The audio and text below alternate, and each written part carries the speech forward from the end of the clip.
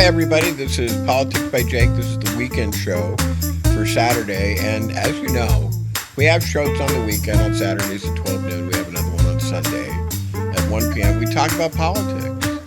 And some people have come up to me and they've said, Jake, you're a Johnny One Note, aren't you? You're an A1, you're a one-trick pony. You're just all against Trump. You're all the time, and I just want to clarify that here at the beginning of the show, so that you who are joining for the first time, who haven't listened, you know that much before, or I should say, who haven't listened that much before, who are just beginning to listen on a regular basis, will understand just exactly what the show about. And as if you'll pardon me, using an extended pun, you will hear it now and understand it from the horse's mouth, as it were. And this is it. Other people's shows, they do news, and they talk about all the things that are going on. And you have heard me say before that there's so much going on that if I were to do that, honestly, there would be no purpose to my existence, because this is being done, and it's being done, quite frankly, to death. Politics by Jake is doing something different. This is the thing that I want to make clear. Yes, we will, on occasion, select recent events and use them as springboards for commentary, because we're about upstream analysis, upstream commentary. We're not about mere recitation of events that everybody and their grandma is already doing on radio broadcasts and podcasts innumerable. I'm not doing commentary here. I'm doing doctrine transmission. Doctrine is not novelty. Doctrine is recognition through repetition. And one of the things is, if you're watching on Prime, there's a great show. It's called Fallout, and it's based on the games. There are a lot of games. There's Fallout 1, 2, 3, 4. There's Fallout New Vegas. There's Fallout. There's like 5 or 6 of them. Fallout 76 is the one they've got now. And there's actually a statement that is in every game. And the statement is this: war never changes.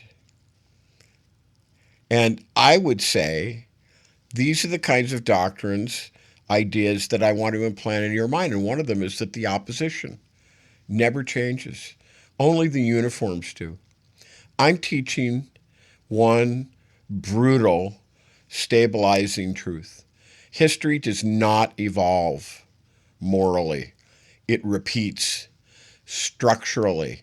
Same incentives, same power gradients, same class mechanics, same religious justifications, same violence patterns, different costumes. That is why Haymarket matters. Haymarket, for those of you who don't know, there were labor riots in Haymarket Street in Chicago. Uh, I don't want to bandy this about as if it was doctrinal, but you could say that in a very real way, the Haymarket Street labor riots were the beginning of the modern labor movement. And I know that a lot of you guys listening to it, you've never heard of that before. I'm telling you now. But I'm telling you this, and I'm hailing back to 1880 to make a point. This is why Haymarket matters. This is why Rome matters, much further back than the Haymarket Street matter. This is why Constantine matters. And it's why Minnesota matters now. Because I think that once I can get you to see that, you won't be able to unsee it. You'll never be able to look at things the same way again. Haymarket isn't a story about the 1880s. It's about an example of a permanent pattern. Workers organize, capital resists, the state intervenes, violence is justified, the law is retrofitted, the narrative is inverted, and the dead are blamed. This exact cycle appears again and again. It appears in Pullman. It appears in the Ludlow incident, the Blair Mountain incident. It appears in Kent State. It's appearing now in Minneapolis. This crap about domestic terrorism. where they're killing middle-aged white people. They're not killing people of color anymore. They're not killing people whose citizenship is in doubt. They're killing Americans, white, middle-class Americans. Gaza, same thing. Anywhere power enforces class hierarchy, different year, same movie set. There's a same stuff, different year. They use another word, but I just use that as an example. And that's what doctrine does. And that's what I'm doing here. Doctrine collapses time, and it makes you see that war never changes. But other things stay the same too. And that it's the same story. I wrote a book. It's called Secret Combinations, a primer. And one of the things that I discovered in my research is that it's always the same game. Nothing ever changes. It's just like I said to you now, which is why I'm using the example of the book, because it's where I first realized it. It's where I first learned it. And and my evolving theory of doing the show is that repetition like this, it's not just acceptable, it is acceptable, but it's required. Here's why. Authoritarian systems rely on something you could call event isolation. To say, this is different. This is different than Haymarket Street. This is different than Blair Mountain. This is different than Minneapolis. This is different than Kent State. This is different from California. This is different from this. This is different from that. This is unprecedented. Nothing like this has ever happened before. That's not what I'm saying. That's not the message that I'm giving you. This is the message that I'm giving you. No, this again. Because I think that's how you break propaganda. And we have so much propaganda. I've got some more stuff here to say, but hopefully I'll touch upon that in a minute because that's important. So I strike, for example, at immigration and employer power, policing and class enforcement, religion as obedience technology. Yeah, that's pretty coarse. That's pretty harsh for you guys who like to think of the sanctity of religion. Yeah, I talk about it as obedience technology. Empire, just externalized legitimacy. Media, narrative flooding. So the state can get out the message that it wants. And Trump and his fascist cabal, they're buying up all the media. And it's nothing for a billionaire to drop a few million and own a radio network or own a TV station. Pay a few people to shill for you and get out the message you want. For a billionaire, that's nothing. And that's what we've got. So narrative flooding, propaganda, and institutions are the last line of defense. You've heard me say it before. If the United States is going to be saved, because we're just in that situation now, the bill is coming due, the institutions are going to have to stand up, and they're failing. So I'm going to repeat these things. I'm going to repeat them again and again and again until you, my listeners, can start finishing my sentences. That's when I'll know that I've done my job right. So let me say this cleanly because it matters. Politics by Jake's not about Trump. Trump's just evidence. Politics by Jake is not about outrage. To me, outrage is just raw data. Politics by Jake is about pattern literacy. It's about teaching people how power actually behaves. That's why you're coming here. That's why you've noticed me. That's why new listeners are coming and staying. Because I'm reflecting those doctrines, and people long for certainty. They want that certainty. And I'm giving it. And if you'll pardon me for saying so, I'm right. So once again, like I said at the beginning, welcome to the show. Welcome to 2026. Welcome to the fight. It's going to be a hairy one. It's going to be an incredible year. So let's have a message and then we'll be back. And this is Politics by Jake. And now here's a word from one of our sponsors, Twain Consulting. Hi, this is Jake with Twain Consulting. Let's be blunt, shall we? America is litigious. It's unstable, and it's financially weaponized. If your name is on everything you own, you're a sitting duck. At Twain Consulting, we help you vanish legally, ethically, and permanently. From land trusts to layered LLCs, we teach you how to restructure your assets so the predators can't see them and can't touch them. This isn't a loophole. It's a strategy that the wealthy have used for decades. Isn't it time you got the same protection? Call Twain Consulting at 805-380-5699 or visit us online. Protect what's yours before someone else claims it. And now let's get back to Jake and Politics by Jake.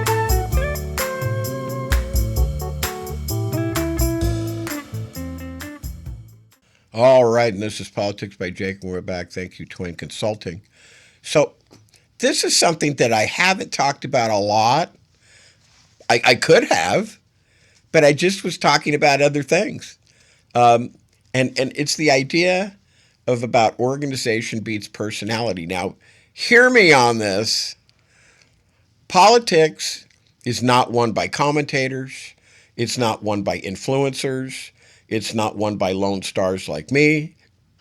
Politics is won by, number one, organization. Number two, discipline. Number three, repetition. And the Democrats are failing. Not because they lack talent. No, they've got that.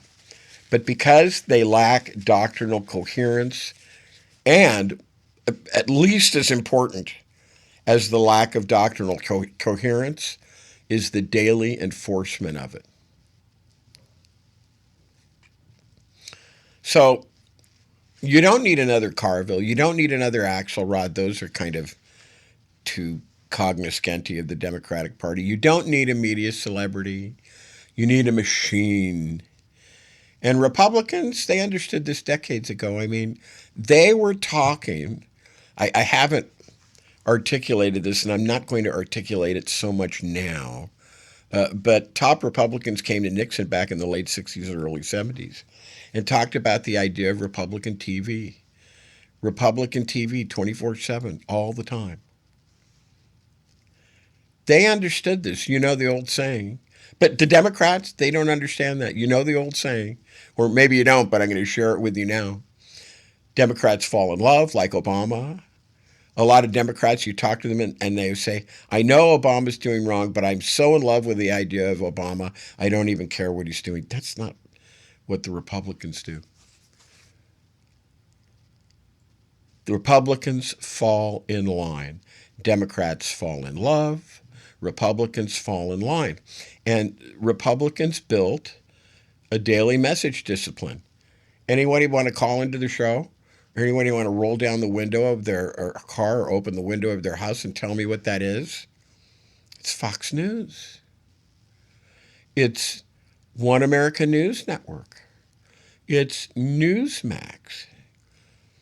They built a daily message discipline. They built a national, well, arguably the media that I've named, they're the national echo structure. But they built a daily message discipline. They do it every day. They have a national echo structure, which is, the media. They have a hierarchy of priorities, and they have a doctrinal spine. Democrats don't. Democrats, they're still doing it. They've outsourced coherence to personalities, to donors, to consultants, and identity silos. And that's not a party. That's a loose confederation of interests.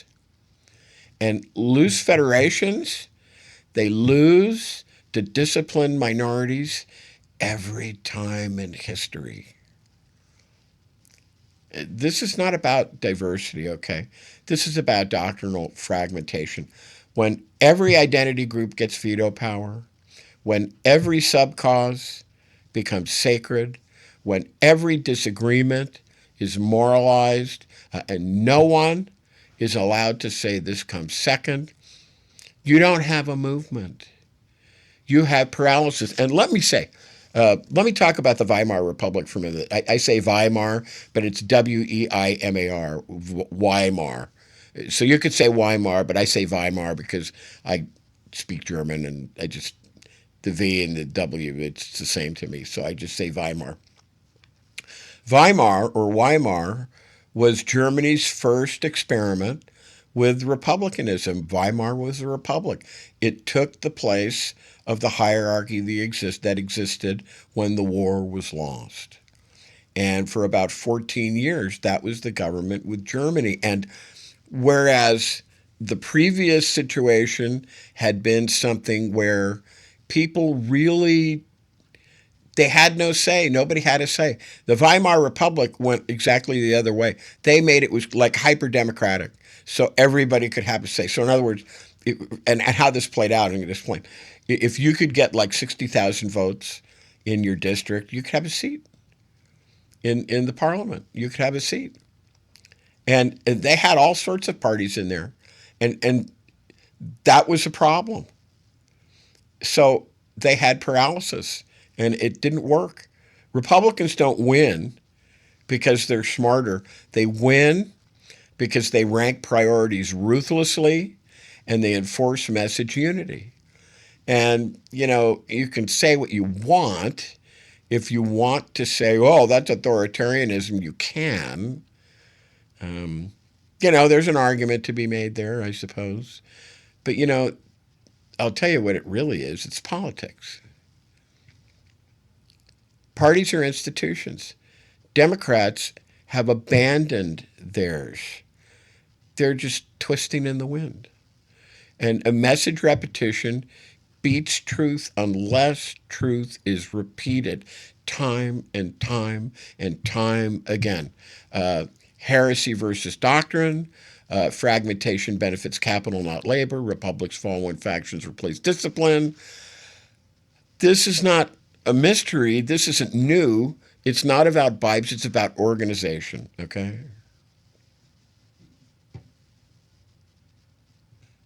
I mean, look, this is the situation you have with the Democratic Party right now.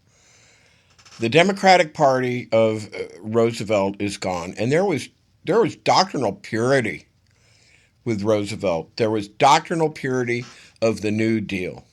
The New Deal has been the most powerful because it worked. It first of all, it recognized as has never happened before. And that's what the Haymarket Street riots in a way were about. That kind of recognition. The middle class, the working class, as absolute bar none, the economic engine of the country. And honestly, hey, workers unite, man, of the world. It's not the oligarchs. It's not the money power. It's it's not the elites, and they can't stand that. They can't stand it. But be that as it may, and that's another show. It established and recognized, and it was the most powerful, the period of the most sustained growth, and acknowledged the middle class, widely acknowledged as the dynamic force in the country until about 2015, which is about the time when Trump came along. And, the money power, they have nothing like this.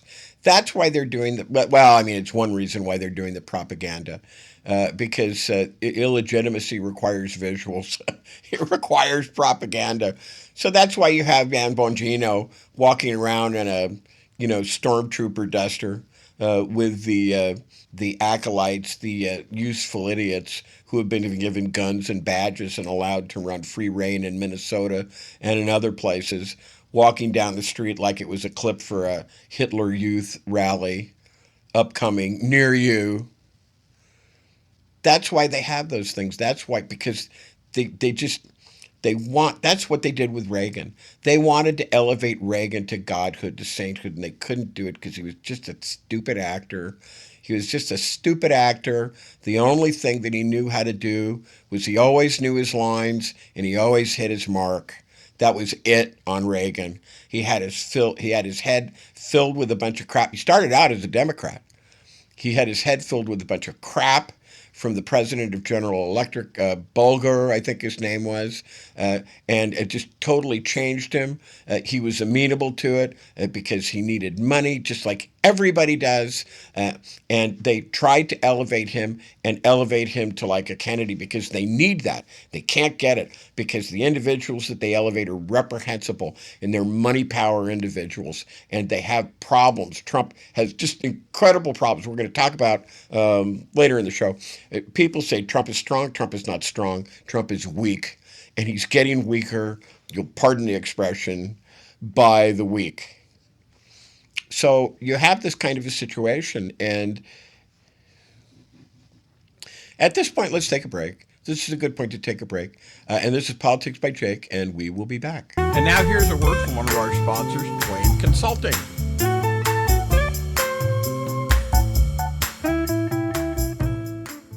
Hi, this is Jake with Twain Consulting. Imagine, if you will, having the power to disappear from the prying eyes of creditors, identity thieves, nosy strangers, all while protecting what you've worked so hard to build. That's what virtual invisibility offers. It's not magic. It's smart legal and business strategy to shield your assets and privacy so you can live free, confident, and in control. Most people think that asset protection is only for the ultra-wealthy, but it's for anyone who wants peace of mind and financial security, including you.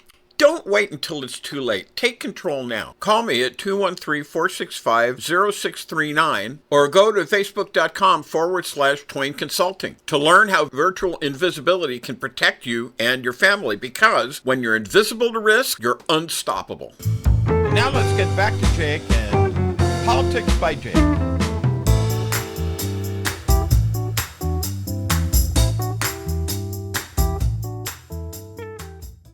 Okay, thank you, Twain Consulting. This is Politics by Jake. Welcome back. And one of the things you hear me talk about, you've heard me talk about since 2024, certainly since December of 2024, is that people talk about, well, we'll vote again in 2028. That's not exactly right. You won't vote for president again as president. You're going to be voting for him in 2026. But we have elections every 2 years. And sometimes we have special elections, and those happen, obviously every year. They actually do. We have elections every year, but assuming an immaculate situation, we would still have elections every 2 years. And what I have said here on this show repeatedly is that we don't even need to, number one, talk about 2028, or number two, worry about 2028. What we need to worry about is 2026, because Trump cannot allow a free and fair election in 2026. And I want to talk about this because clarity, and I want to be very clear about this because clarity matters right now. Again, Donald Trump cannot, and his fascist cabal cannot allow a free and fair election in 2026. And the reason I say cabal is because he's dragged them all in. He has made them partakers of his corruption and of his scandal. And this is not a situation where Donald Trump does not want to, because on the off, where the party that's out of power usually wins. It's not, would prefer not to. He cannot. And the reason has nothing to do with strength. It's like, that's actually the opposite. It has everything to do with weakness. Authoritarian escalation does not come from confidence. This is doctrine. This is Politics by Jake Doctrine. It comes from exposure. When power feels itself slipping, it panics. And panic produces repression. That's why they're shooting middle-aged white people in Minnesota. How come they're not shooting Somalis? How come they're not shooting people of color? This is the interesting thing. They're killing their own base, if you take my meaning. They're killing white people. They're killing white middle-aged people. And this is panic. And this is repression. This is the mistake people keep making. They look at the bluster. They look at the threats. They look at the rallies. They look at Dave Bongino and his, goose-stepping Gestapo duster. It actually does look really good. But it's all theater, you see. They look at the uniforms, they look at the rhetoric, and the guys surrounding him, they all look like a bunch of sad sacks. Some of them aren't even in uniform. Some of them are wearing jeans. It's great. I just love it. Anyway, maybe those are all the guys they could pull together to go behind him to walk where they were going to walk, their little propaganda, their little show walk, their little Nuremberg walk. So, but people look at it and they think this must be strength. Wow, look at Bongino. I mean, he looks like some Russian or some German general, World War II. No, this isn't strength. This is what you need to understand.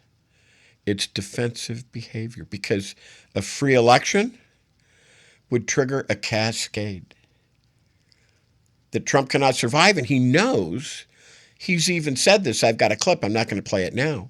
But trust me, he said this. A week or so ago, maybe it was 2 weeks, he got up and he was talking. The very first thing he said, with all his other diatribe and all his other nonsense and all his other falderall and hoo-ha, that he says was, we've got to win the midterms because they'll find a reason to impeach me. And that's right. If the Democrats win the midterms, everybody in that administration is going to get impeached. Everybody. The subpoena power will open up. And he said, they're mean, they're meaner. No, man, it's because you're a con man. You're a grifter. You're not fit to exercise office. You're not even fit to be a dog catcher. You've been illegitimately elevated into the presidency for a second time, and shame on whoever elevated him and put him in the first time. Oh, my God. Let me not get started on that. So a free election, like I said, would trigger a cascade. Trump can't survive it. He can't. He can't survive it politically. He can't survive it legally. And he can't survive it psychologically. So let's enumerate this, okay? Let's talk about this a little bit because enumeration strips away illusion. First, let's talk about legal exposure, shall we? A Democratic victory in 2026 doesn't just shift power. It restores oversight. Let me ask you this. Quick question. Do you think there's any oversight going on now? Do you think the Republicans who have basically abdicated, MAGA Mike Johnson just sent them home again? Do you think that there's any oversight going on for their privilege, their power, their entitlement, their car service? Do you think they're riding roughshod over Trump? Do you think they're guarding the Constitution and good government? Is that what you think? Is that what you think's happening? Guess again. Guess again. But with the Democrats winning, subpoenas return. Committees open and reopen. Witnesses testify. Claims of immunity evaporate. And suddenly, under color of law, and may I say, the phrase is under color of law, but in this particular case, I think it's appropriate to say not merely under color of law, but under cover of law. But whether you say cover or color, that's gone. It becomes under oath. That's what it becomes. And strongmen, they feel trial more. They fear trials more than protests. Okay, second is financial exposure. Okay, myths do not survive audience. Bongino walking in his Gestapo duster. That's not going to work. A free election brings scrutiny. Scrutiny of donors, scrutiny of shell entities, scrutiny of foreign entanglements, scrutiny of debt structures, scrutiny of leverage, scrutiny of dependency, scrutiny of emoluments, scrutiny of bribes, which the president is not allowed to take. Trump's persona is wealth, okay? And he's plundering the Treasury right now. And the Republicans in Congress, they're just going along with it because that's where they live. These are weak, extractive people. These are not people who share the same interests that you do. That's just a facade. That's just something that you're being told so that you'll pull the right button on election day. No, their persona is wealth. Exposure reveals fragility. And fragility, it's fatal. It's fatal to cults of power. Third, let's talk about institutional exposure. This is where things really get dangerous for authoritarians because institutions do not shout. Institutions document. DOJ oversight, intelligence committees, defense appropriations, ICE and DHS accountability, federal law enforcement testimony. This is why repression accelerates because institutions don't argue, they record. Okay, so fourth, let's talk about narrative collapse. This may be really the most important one. Trump's power is not legal. It's not moral. It is narrative. It's the myth of inevitability. It's the myth of dominance, the myth of permanence, all myth. A free election shatters that myth. And once followers see loss, fear evaporates. Pay no attention to that man behind the curtain. Wasn't that the denouement or the pre-denouement in The Wizard of Oz? The little dog. Remember? They show Wizard of Oz all the time. He pulls behind the curtain.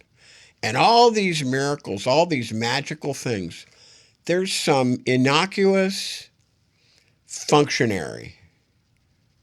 Not strong, not at all. And he's pulling levers. He's making things happen. And what is quickly said? Pay no attention to that man behind the curtain. It's all still real. No. No. Once followers see loss, fear evaporates, and that was the point of that in The Wizard of Oz. Authoritarian systems don't collapse from resistance, you see. They collapse from recognition. You've heard me say that before, and you will hear me say it again. And the fifth, that's psychological constraint. Now, listen carefully because I'm not diagnosing anyone here. I'm describing observable behavior. Under pressure, Trump exhibits escalating grievance, repetition, revenge fixation, externalized blame, obsession with enemies, and increasing incoherence. Look, that's not confidence. That's containment failure. That's what that is. Late-stage regimes do not promise the future. Instead, they promise, well, I mean, they may promise a future, but the future they promise is punishment. That's why you're hearing the word revenge. And revenge is not power. Revenge is fear, and which brings us to violence, because violence keeps appearing. And people in whose best interest it is to do pretend that that's accidental. It's not. Violence is not the goal. Violence is evidence of the permission structure. When dissent is labeled terrorism, when protest becomes treason, when uniforms replace accountability, you are lowering moral barriers. You are inviting action without orders. That is not conspiracy. That is history. And here's the inversion that people miss. Trump is not dangerous because he's strong. He's dangerous because he's weak and he's exposed. Louder is not stronger. Angrier, not confident. More enemies doesn't equate with more control. Authoritarianism accelerates as power slips, not when it consolidates. That's the signal. So understand this, okay? A free election in 2026 is not just a vote. It is a reckoning. And Trump knows it. That's why elections themselves are now the target. And they are. Not democracy as an idea. Democracy as a mechanism of exposure. This isn't about Republicans versus Democrats. This is about him being exposed for what he is. This is about his con and his grift being seen. This is for the curtain being pulled back so that what is really happening can be seen. And once you see that, the behavior makes sense. And as I said earlier in the show, once you see it, you can't unsee it. And this is Politics by Jake. And now here's a word from one of our sponsors, Twain Consulting. Hi, this is Jake with Twain Consulting. Let's be blunt, shall we? America is litigious. It's unstable, and it's financially weaponized. If your name is on everything you own, you're a sitting duck. At Twain Consulting, we help you vanish legally, ethically, and permanently. From land trusts to layered LLCs, we teach you how to restructure your assets so the predators can't see them and can't touch them. This isn't a loophole. It's a strategy that the wealthy have used for decades. Isn't it time you got the same protection? Call Twain Consulting at 805-380-5699 or visit us online. Protect what's yours before someone else claims it. And now let's get back to Jake and Politics by Jake.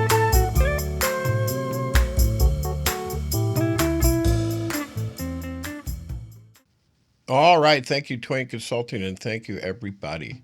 And we're back for, I don't know, probably what will be the final segment. And I want to step back for a moment. This is, I really hope that you get this. This is going to be fun. This is going to be neat. This is going to be cool. This is why you listen to me at Politics by Jake. Because I'm going to step back for a moment now, okay? Because if you've been listening to me carefully, none of what I've talked about today is isolated. Not the Democratic Party, not Weimar, not Trump, not 2026.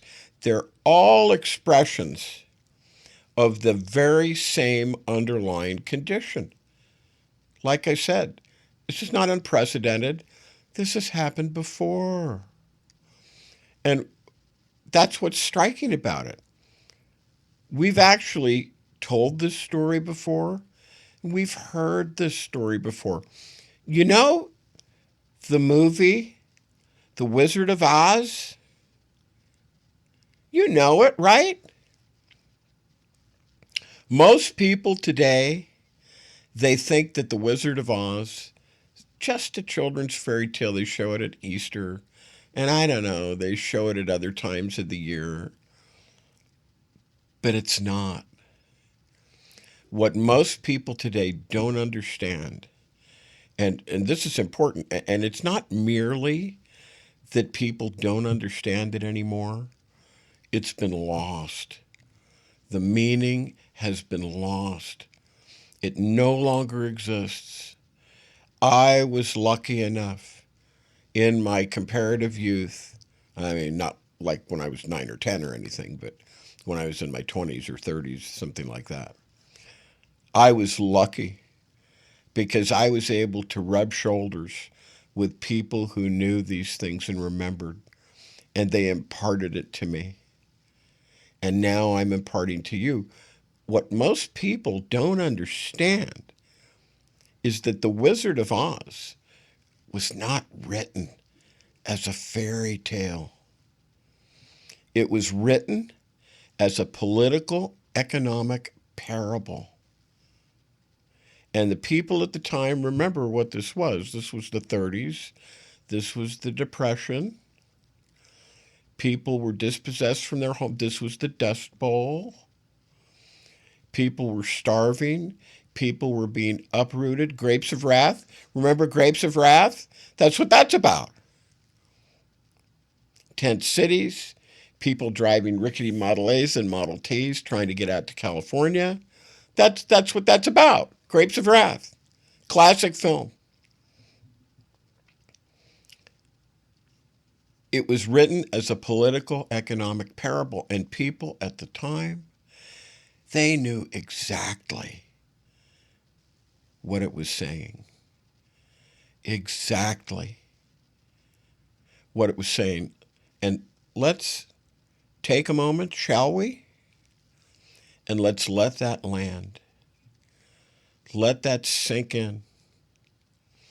Because when Baum wrote Oz, people were economically literate. They understood money. They understood debt. And they understood power. So they didn't argue about this. They recognized it. And when they saw the movie, they saw the symbols. And they recognized them right away. And they got the message. The yellow brick road, when they saw it, they knew it wasn't just a road. They knew that Baum was telling him that it was the gold standard. Dorothy's slippers originally, they were silver. They weren't ruby, they were silver. They changed ruby. That refers to the silver currency. Bimetallism, because we were on the gold standard and the silver standard at that time. Bimetallism, the great fight of that area. Oz, you know what Oz means? It literally means ounces. Ounces of gold and of silver. And the Emerald City wasn't emerald at all.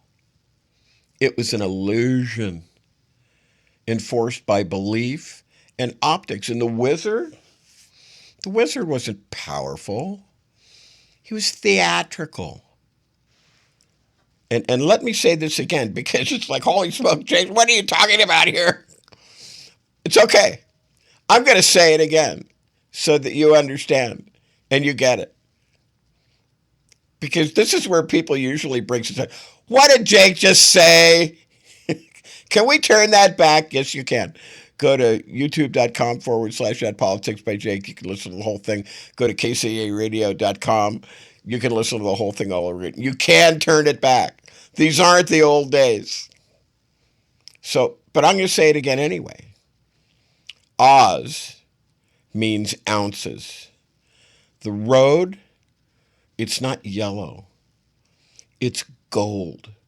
It's meant to be understood as gold. You follow the yellow brick road, and that's the way to Oz. And if you follow the yellow brick road, you find out the truth about who's doing it and where the power is. The shoes, they're silver. The city's an illusion. And the wizard just a spectacle. This wasn't hidden. This was translated. And the characters, they weren't meaningless jokes. The Scarecrow, for example, he wasn't stupid. He was a farmer.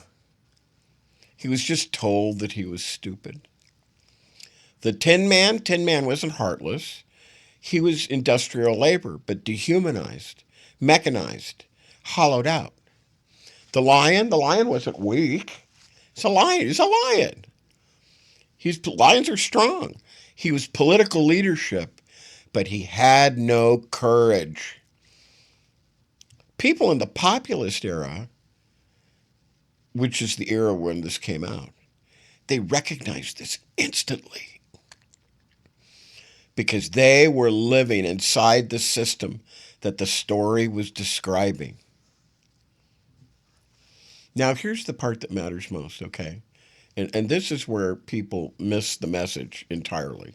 Because this is gone. This is a novelty for children. This is for children. The message, the truth that it was supposed to convey in Hollywood, I still think that, I mean, I would say that God speaks through Hollywood, but God spoke through Hollywood, and the truth was spoken at one time through Hollywood.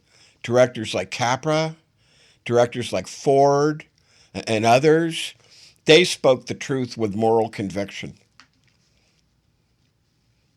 Okay, the wizard isn't opposed by an army. He isn't opposed by violence. He isn't opposed by rage or brilliance or revolution. He's not exposed by any of those things. Violence doesn't do it. An army doesn't expose him. Rage, brilliance, revolution, none of that. None of that. What happens in the story? He's exposed by the littlest of creatures, a small, inconsequential little dog. Not a snarling attack dog, not a pit bull, not a hero, not a genius, just a curious, wandering, accidental truth finder. I mean, this is a dog you could step on without noticing. I mean, my God, it's a dog you could squash if you weren't watching carefully where you stepped. And watch the movie with almost no effort at all. The man behind the curtain is exposed. The entire illusion collapses. And let me give you another chance, please, to hear that. What's remarkable, what Baum was saying, isn't that Oz exposes power. It's how little force it takes to do it. It doesn't take a revolution. It doesn't take violence. It doesn't take rage. Just the refusal to be distracted by spectacle. That's the through line, you see. Weimar failed because it worshiped process. The Democratic Party fails because it worships optics.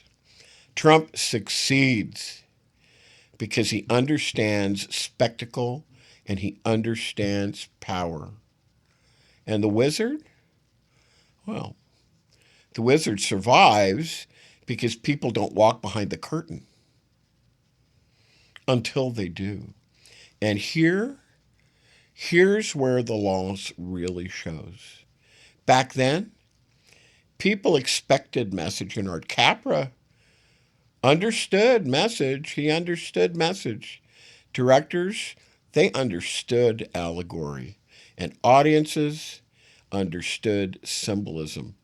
Art wasn't just consumed, it was decoded. And now Oz is consumed. It's not understood. The dog is cute. Oh, little Toto. It's not revelatory. It doesn't mean anything. The curtain's just scenery. It's not a warning. People don't even look for it anymore because mostly it's just children watching it. And that's why something, and let's go to the present now, shall we? And that's why something, Nuremberg, can exist, clear, moral, explicit, just an incredible acting job. showing the intransigence and imbalance of power and heresy. A clear, a moral, explicit, and receive no nominations. Not because it lacked quality, but because clarity itself is now treated as dangerous. Oh, modern culture prefers spectacle without indictment, history without implication, symbolism without decoding. Which brings us back to now. Because 2026 isn't just another election. It's a stress test.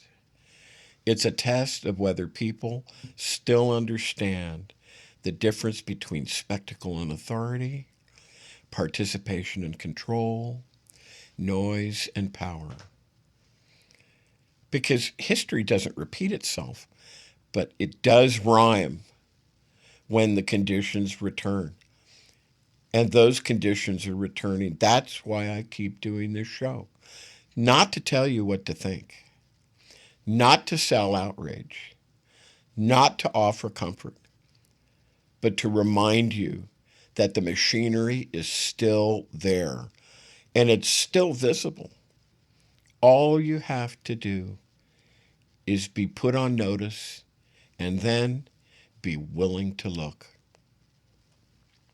Truth, you see, doesn't require genius, and it doesn't require violence. It doesn't even require courage. Sometimes all it requires is the willingness to walk behind the curtain. And now let me say this in closing. I want you to understand, this is very important. I was blessed to have this knowledge transmitted to me. I know that what I'm saying to you, you don't know. I know that you have never heard it before. Because this knowledge is gone from the culture. But that's exactly why it must be repeated. Not shouted, not necessarily sensationalized, but reinstalled. Because we're not uncovering trivia here. We're restoring a language people once had, and a language that they desperately need again. And this is Politics by Jake. And now here's a word from one of our sponsors, Twain Consulting. Hi, this is Jake with Twain Consulting. If you think owning things in your own name keeps you in control, think again. In today's world, lawsuits, taxes, and predators are everywhere. That's why the smart money hides in plain sight. We help you to build legal firewalls, LLCs, land trusts, private contracts that protect your assets while keeping you invisible. Call Twain Consulting today at 310-997-2204. Find us on Facebook at Twain Consulting. That's facebook.com/Twain Consulting. Protect what you've built before someone else takes it. And now let's get back to Jake and Politics by Jake. Are you tired of the noise and the spin? Do you want the real story behind the headlines? I'm Jake, and this is Politics by Jake, where I tell you what they won't. And now we're going even deeper, and I need your help to keep doing it. Join me on Patreon and support independent political analysis that doesn't pull punches. You'll get insider breakdowns, you'll get bonus clips, and first access to new content. So go to patreon.com/Politics by Jake. That's patreon.com/Politics by Jake. No filters, no fluff, just the truth. Let's do this together.